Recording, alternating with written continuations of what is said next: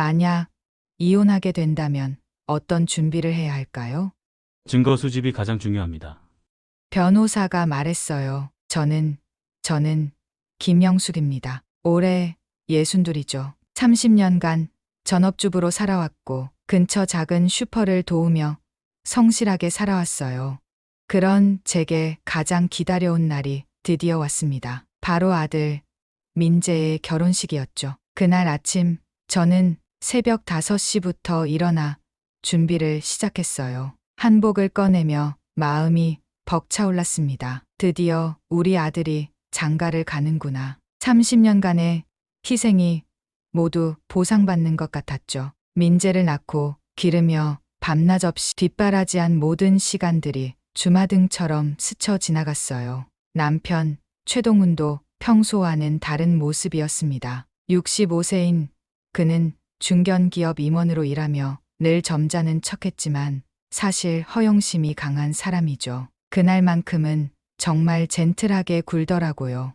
영수가 오늘 정말 고생 많았다. 우리 아들 결혼시키느라. 이런 말까지 하면서요. 결혼식장에 도착했을 때 저는 정말 행복했어요. 하객들이 신랑 어머니 정말 고생 많으셨겠어요 라며 인사할 때마다 가슴이 뿌듯했죠. 민재가 신부와 함께 입장하는 모습을 보며 눈물이 핑 돌았습니다. 그런데 바로 그때였어요. 낯선 여인 한 명이 제 시야에 들어왔습니다. 오선화라는 이름의 그 여자는 50대 초반으로 보였는데 나이에 비해 정말 젊어 보이고 세련된 차림새였어요. 동훈이와 같은 회사 홍보팀 출신이라더군요. 처음에는 그냥 회사 동료려니 했습니다. 하지만 뭔가 이상했어요. 그 여자가 저를 보는 눈빛이 묘했거든요. 마치 무언가를 말하고 싶어 하는 것 같았죠. 피로연이 시작되고 저는 하객들과 인사를 나누고 있었어요. 그런데 갑자기 선화가 제 옆으로 다가왔습니다. 사모님 처음 뵙겠습니다. 그리고는 숨을 한 번 크게 쉬더니 이렇게 말했어요. 죄송합니다만 말씀드릴 것이 있어서요. 저랑 동훈 씨는 5년 됐습니다. 순간 머릿속이 하얘졌어요. 무슨 말인지 이해가 안 갔죠. 5년이 뭐가 5년이라는 건지. 그런데 그 여자의 표정을 보니 알겠더라고요. 제가 가장 두려워했던 그런 관계라는 뜻이었어요.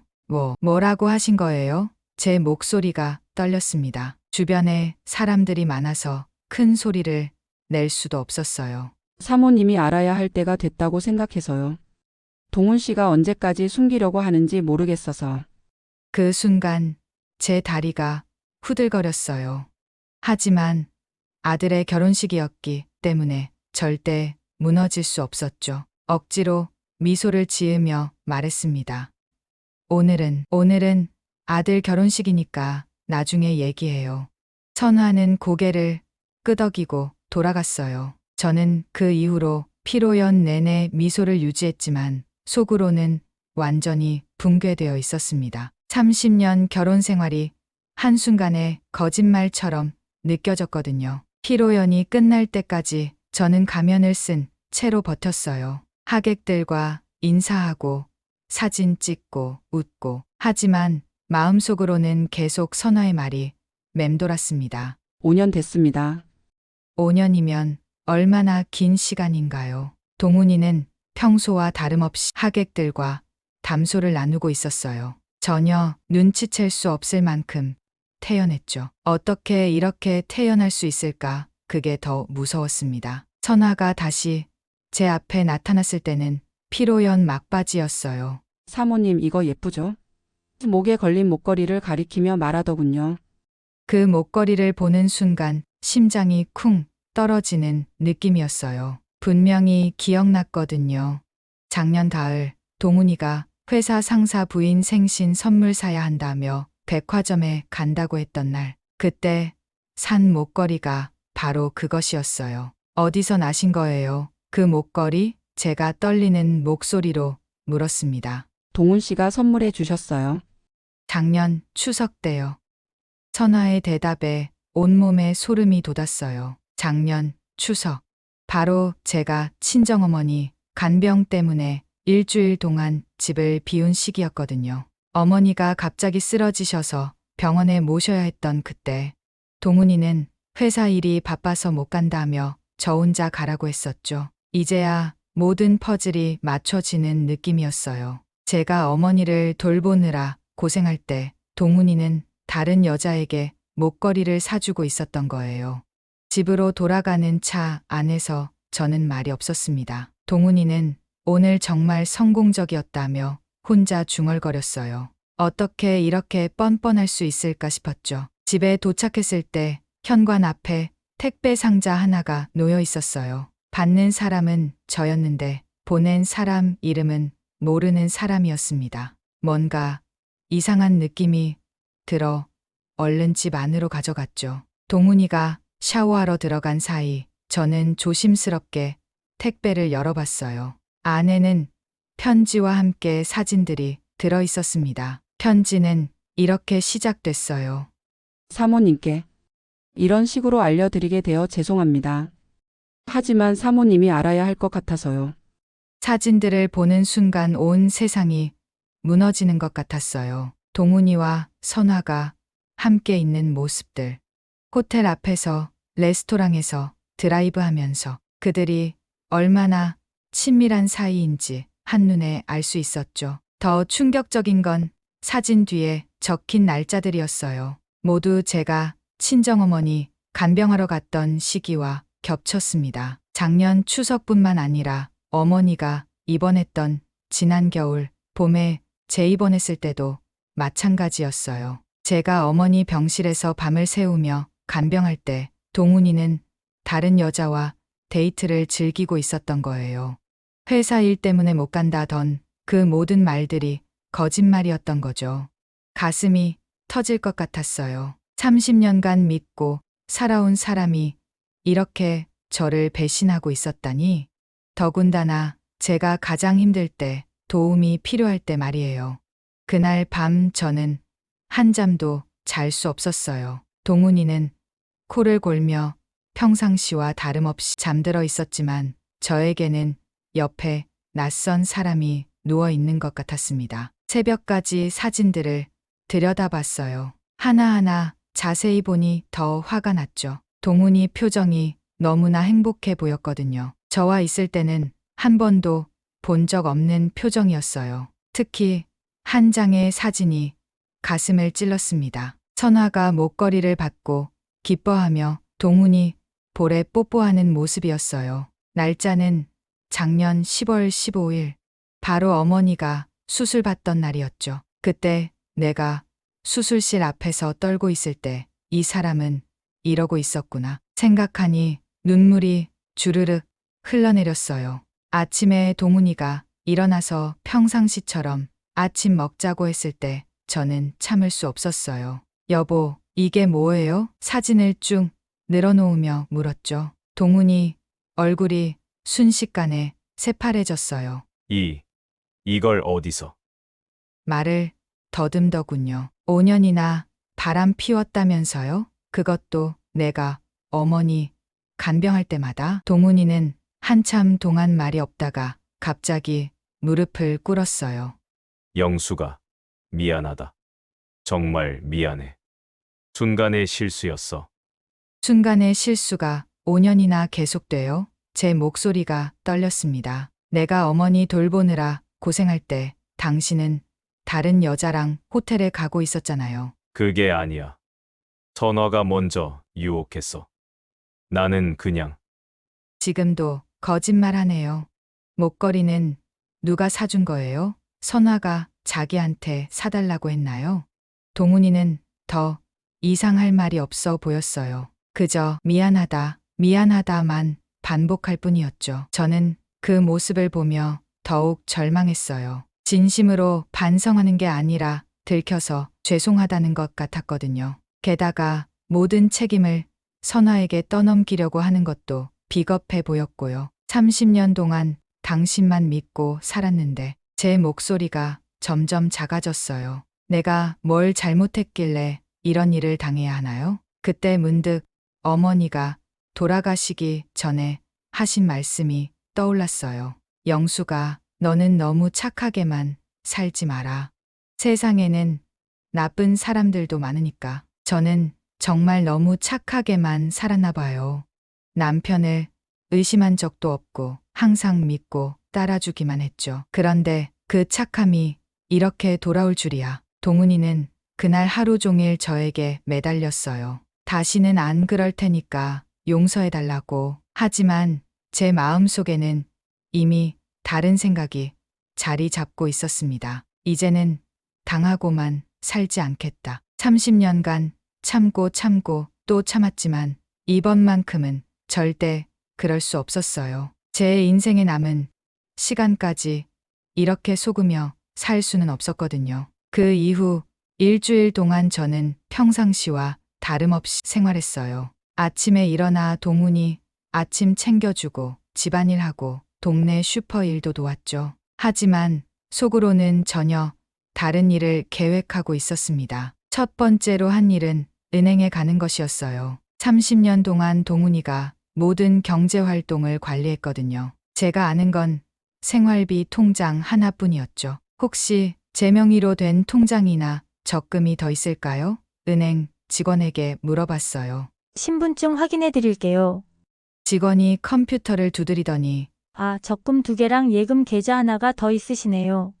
30년 동안 몰랐던 제 재산이 있었다니. 금액을 들었을 때 깜짝 놀랐어. 동훈이가 매달 조금씩 제 명의로 저축해둔 것 같더라고요. 아마 세금 문제 때문이겠죠. 그 다음에는 세무사 사무실을 찾아갔어요. 혹시 부부 재산 분할에 대해 상담받을 수 있을까요?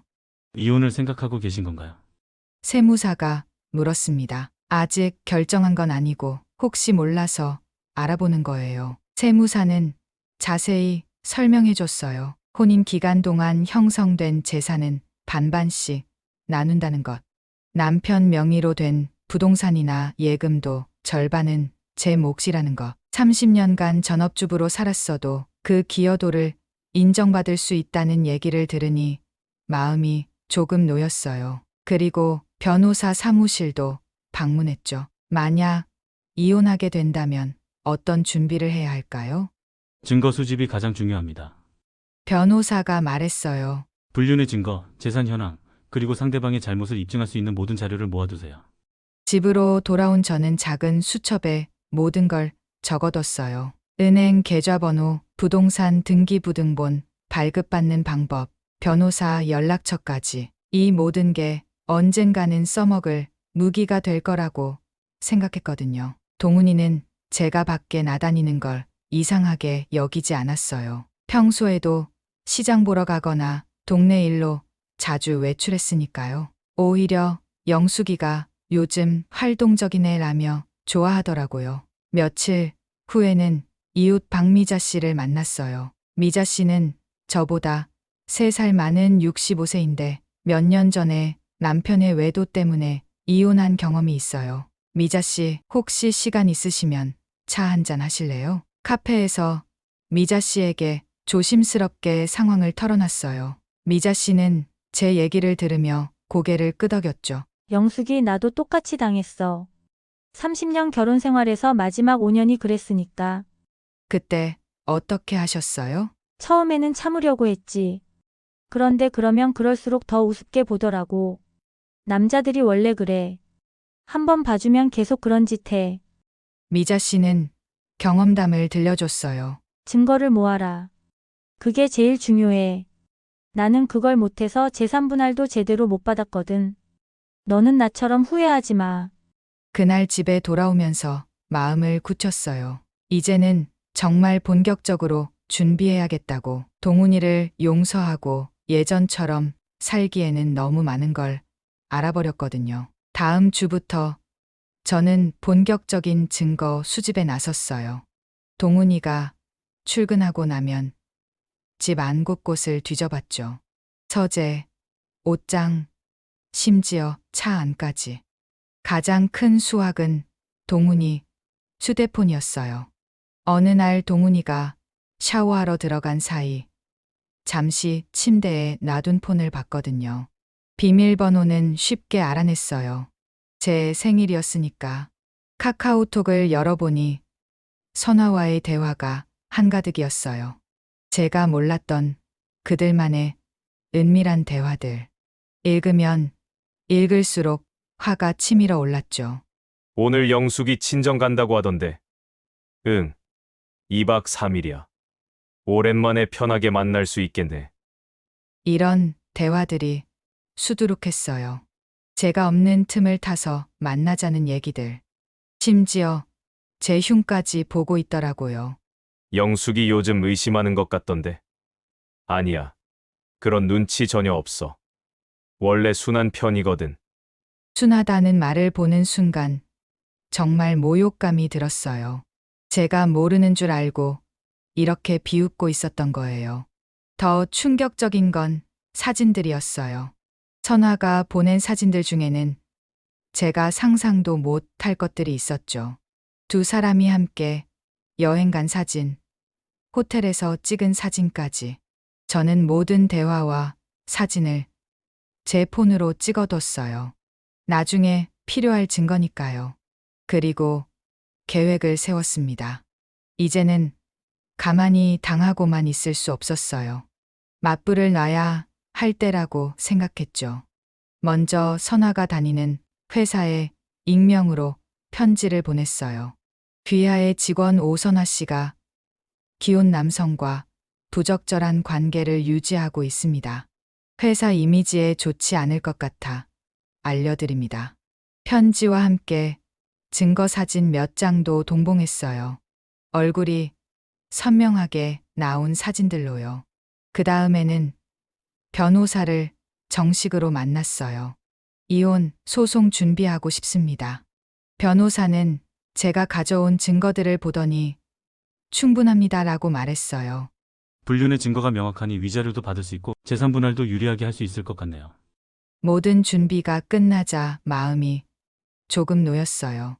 30년간 참고만 살았지만 이제는 제대로 맞서 싸울 준비가 된 거죠.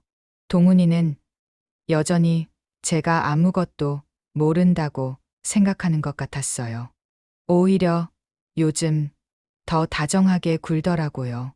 아마 죄책감 때문이겠죠. 영숙아, 우리 오랜만에 여행 갈까? 제주도 어때? 좋아요. 그런데 언제 갈 거예요? 다음 주 어때? 회사에서 휴가 내고. 속으로는 웃음이 나왔어요. 지금 와서 여행이라니. 하지만 겉으로는 기뻐하는 척했죠. 아직은 때가 아니었거든요. 며칠 후 동훈이 폰에서 재미있는 메시지를 발견했어요. 선화가 보낸 건데 회사에서 이상한 소문이 돌고 있어. 누군가 익명 편지를 보낸 것 같아 라는 내용이었죠. 계획이 시작되고 있었어요. 일주일 후 선화에게 무슨 일이 일어났는지 알게 됐어요. 동훈이가 퇴근해서 술을 마시며 중얼거리더라고요. 회사에서 선화한테 징계 들어갔대. 왜요? 모르는 척 물어봤죠.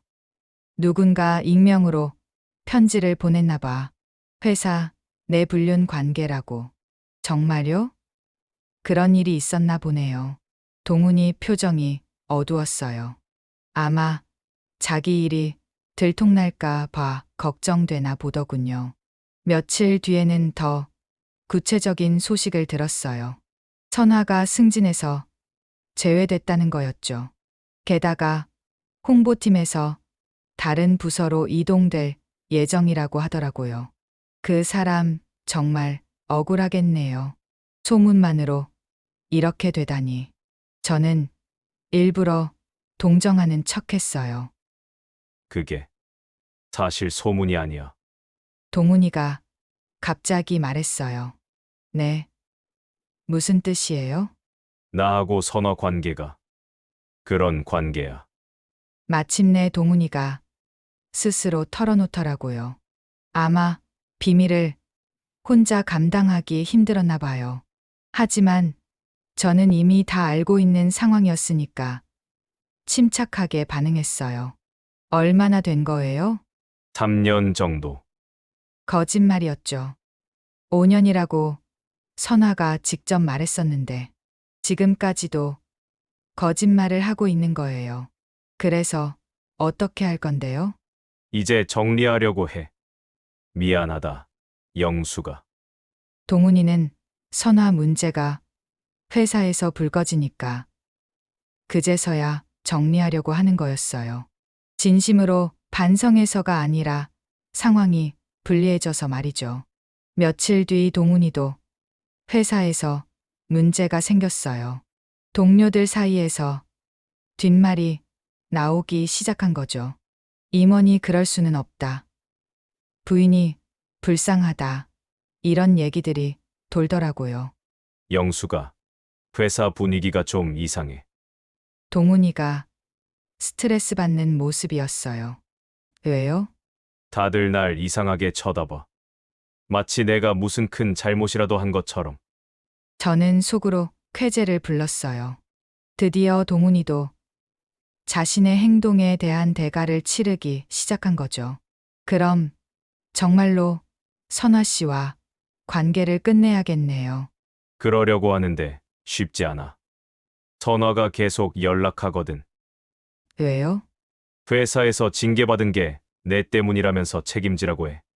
동훈이 표정이 점점 어두워졌어요. 그동안 달콤했던 관계가 이제는 부담이 되고 있는 거죠. 그날 밤 저는 동훈이에게 차갑게 말했어요. 3년이라고 했는데 사실은 5년 아니에요? 동훈이가 깜짝 놀라며 저를 쳐다봤어요. 어떻게? 민재 결혼식 날 선화 씨가 직접 말했거든요. 5년 됐다고. 영수가. 그게. 지금까지도 거짓말하고 계셨네요. 언제까지 저를 바보로 만들 건가요? 동훈이는 할 말이 없어 보였어요. 오히려 화를 내기 시작했죠. 너무 과하다. 영수가. 회사에 익명 편지 보낸 것도 너지. 순간 제가 한 일이 들켰나 싶어 놀랐지만 모른 척했어요. 무슨 소리예요? 제가 언제 그런 짓을 했다고요? 그럼 누가 했겠어? 이 일을 아는 사람이 몇이나 된다고. 5년 동안 바람 피운 게 과하지 않습니까?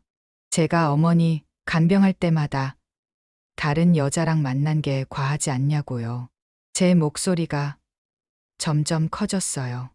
30년 만에 처음으로 동훈이에게 소리를 지르는 거였죠. 동훈이는 더 이상 할 말이 없었는지 방으로 들어가 버렸어요. 그날부터 우리 부부 관계는 사실상 파탄이 났습니다. 다음 날부터 저는 본격적으로 이혼 준비에 들어갔어요. 먼저 원룸부터 알아봤죠. 30년간 살던 집을 떠나는 게 쉽지는 않았지만 더 이상 동훈이와 같은 공간에 있을 수 없었거든요. 동네에서 조금 떨어진 곳에 깔끔한 원룸 하나를 계약했어요. 작은 공간이었지만 온전히 제 것이라는 생각에 마음이 설렜습니다. 진짜 혼자 살 거야? 미자 씨가 걱정스럽게 물었어요. 네. 이제 제 인생을 살아보려고요. 처음엔 힘들 거야. 나도 그랬거든. 그런데 적응되면 정말 자유로워. 미자 씨 말이 맞았어요. 처음 원룸에 들어갔을 때는 허전했지만 며칠 지나니 진짜 자유를 맛보게 됐거든요. 아무한테 눈치 볼 필요 없이 제가 하고 싶은 대로 살 수 있다는 게 이렇게 좋은 줄 몰랐어요. 밤늦게 드라마 봐도 되고 아침에 늦게 일어나도 누가 뭐라 하지 않고. 하지만 경제적으로는 막막했어요. 30년간 전업주부로 살았으니 당장 벌어들일 수 있는 게 없었거든요. 혹시 일자리 없을까요? 동네 반찬 가게 사장님께 물어봤어요. 마침 사람 구하고 있었는데 해볼래요? 힘들긴 하지만. 네, 괜찮습니다. 이렇게 해서 30년 만에 첫 직장 생활을 시작하게 됐어요. 새벽 5시에 출근해서 반찬 만들고 손님 응대하고 정리하고 몸은 힘들었지만 마음은 뿌듯했어요. 사장님 첫 월급이에요. 한 달 후 받은 봉투를 들고 있을 때 눈물이 핑 돌았어요. 30년 만에 제 손으로 번 첫 월급이었거든요.